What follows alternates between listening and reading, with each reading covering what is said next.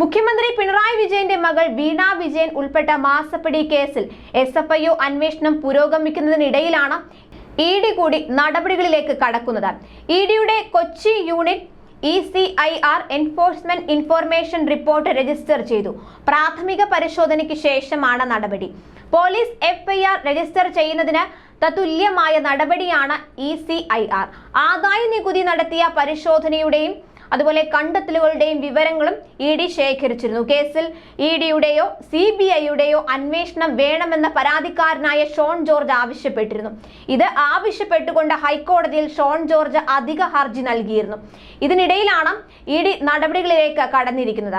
ആരോപണ വിധേയർക്ക് ഉടൻ നോട്ടീസ് നൽകുമെന്നാണ് വിവരം. വീണയുടെ എക്സാലോജി കമ്പനി ഉൾപ്പെടെ SFIO അന്വേഷണം നേരിടുന്നവരെല്ലാം ED അന്വേഷണ പരിധിയിലാണ്. ഇതിനു പുറമെ കൊച്ചിയിലെ CMRL, KSIDC എന്നീ കമ്പനികൾക്കെതിരെയാണ് പ്രാഥമികമായി അന്വേഷണം നടന്നു വരുന്നത്.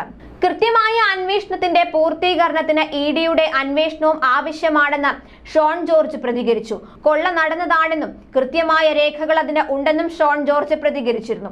SFIO അന്വേഷണം നല്ല രീതിയിൽ മുന്നോട്ട് പോകുന്നുണ്ടെന്ന് അദ്ദേഹം വ്യക്തമാക്കി. അതായത് കേന്ദ്ര ആഭ്യന്തര മന്ത്രാലയത്തിന്റെ നിർദ്ദേശാനുസരണമായിരിക്കും ഇനി അന്വേഷണം നടക്കുക. വീണയെ കേന്ദ്ര സർക്കാർ രക്ഷിച്ചു എന്ന മട്ടിലുള്ള വാർത്തകൾ പ്രചരിക്കുന്നതിനിടയിലാണ് തികച്ചും അപ്രതീക്ഷിതമായി ED പിടിമുറുക്കിയത്. കൊച്ചി ആസ്ഥാനമായ CMRL കമ്പനിയിൽ നിന്ന് വ്യക്തിപരമായി കൈപ്പറ്റിയ 55 ലക്ഷം രൂപയെപ്പറ്റി പിണറായി വിശദീകരിച്ചില്ല. ഇരു കമ്പനികളും തമ്മിൽ ദുരൂഹ ഇടപാടുകളെ പറ്റി അന്വേഷിക്കുന്നതിന്റെ ഭാഗമായി കർണാടക കമ്പനി രജിസ്ട്രാർ മൊഴി രേഖപ്പെടുത്തിയപ്പോഴാണ് ഈ ചോദ്യത്തിൽ നിന്ന് വീണ ഒഴിഞ്ഞു മാറിയത്. CMRLുമായി സേവന കരാറിൽ ഏർപ്പെട്ട് എക്സാലോജിക് നേടിയ 1.72 കോടി രൂപയ്ക്ക് പുറമെ അതേ കമ്പനിക്ക് വ്യക്തിപരമായി കൺസൾട്ടൻസി സർവീസ് നൽകി 55 ലക്ഷം രൂപ വീണ വിജയൻ കൈപ്പറ്റിയിരുന്നു.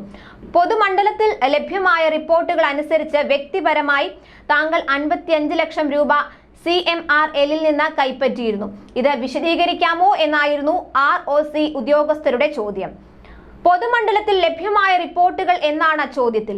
കൃത്യവും വ്യക്തവുമായി ഏത് റിപ്പോർട്ടാണെന്ന് പറഞ്ഞാൽ മാത്രമേ മറുപടി നൽകാൻ കഴിയൂ. ഏത് റിപ്പോർട്ടാണ് ആധാരമെന്ന് ആദ്യം വ്യക്തമാക്കണം. ഞങ്ങളെ ബാധിക്കുന്ന വിഷയമാണെങ്കിൽ മറുപടി പറയാം.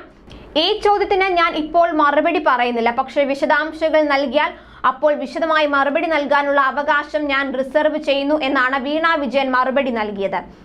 എന്നാൽ ഈ മറുപടി ഒഴിഞ്ഞുമാറൽ തന്ത്രമാണെന്നും ചോദ്യത്തിന് ആധാരമായ റിപ്പോർട്ട് ഇൻകം ടാക്സ് സെറ്റിൽമെന്റ് ബോർഡിന്റെ ഉത്തരവാണെന്നും ROC അന്വേഷണ റിപ്പോർട്ടിൽ വ്യക്തമാക്കുന്നു. ഇതുമായി ബന്ധപ്പെട്ട മറ്റൊരു ചോദ്യത്തിന് വീണ തൈക്കണ്ടിയിൽ യോഗ്യതയുള്ള സോഫ്റ്റ്വെയർ പ്രൊഫഷണൽ ആണെന്നും അവർക്ക് സ്വന്തം നിലയിൽ സോഫ്റ്റ്വെയർ കൺസൾട്ടൻസി സേവനം നൽകാൻ അർഹതയുണ്ടെന്നും എക്സാലോജിക് മറുപടി നൽകിയിട്ടുണ്ട്. വീണ വ്യക്തിപരമായ നിലയിൽ IT മാർക്കറ്റിംഗ് സേവനങ്ങൾ നൽകാനുള്ള കരാർ ഒന്നും CMRLുമായി ഏർപ്പെട്ടിട്ടില്ല. ലഭിച്ച എല്ലാ വരുമാനവും ആദായ നികുതി പരിധിയിലുള്ളതും വെളിപ്പെടുത്തിയിട്ടുള്ളതുമാണ് എന്നും മറുപടിയിൽ പറയുന്നു. മറുപടിയുടെ ഈ ഭാഗം ദുരൂഹമാണെന്നാണ് ROCയുടെ മറുവാദം. വാദത്തിനു വേണ്ടി വീണയ്ക്ക് വ്യക്തിപരമായ കരാറില്ലെന്നും അത് കമ്പനികൾ തമ്മിലാണെന്നും അംഗീകരിക്കാം. അപ്പോഴും എക്സാലോജിക് ഏത് സേവനം ഏത് അളവ് വരെ നൽകി, വീണ ഏത് സേവനം ഏത് അളവ് വരെ നൽകി എന്നൊക്കെ വേർതിരിച്ചറിയാൻ പ്രയാസമാണ്. കമ്പനി അന്വേഷണ ഉദ്യോഗസ്ഥന് സമർപ്പിച്ച രേഖകൾ തീർത്തും അപര്യാപ്തമാണ്. അന്വേഷണ റിപ്പോർട്ടിൽ പറയുന്നു, പൊതുമേഖലാ സ്ഥാപനമായ KSIDCക്ക് CMRLൽ ഓഹരി പങ്കാളിത്തമുണ്ടെന്നത് ചൂണ്ടിക്കാട്ടി CMRL എക്സാലോജിക്കിന്റെ തൽപര കക്ഷിയാണെന്ന വാദം കമ്പനി രജിസ്ട്രാർ ഉന്നയിക്കുന്നുണ്ട്. ഈ വാദത്തെ ശക്തമായി നിഷേധിക്കുന്ന മറുപടിയാണ് വീണ നൽകിയത്. കമ്പനീസ് ആക്ടിലെ തൽപര കക്ഷി എന്ന നിർവചനത്തിന്റെ പരിധിയെ വല്ലാതെ വലുതാക്കാനുള്ള ശ്രമമാണിത്. ഒരു മെറിറ്റുമില്ലാത്ത ആരോപണമാണിത്. KSIDCക്ക് 13.4% ഓഹരികൾ CMRLൽ ഉണ്ട്. എന്നാൽ ഞാനോ കുടുംബാംഗങ്ങളോ KSIDCയുമായി ബന്ധമുള്ളവരല്ല.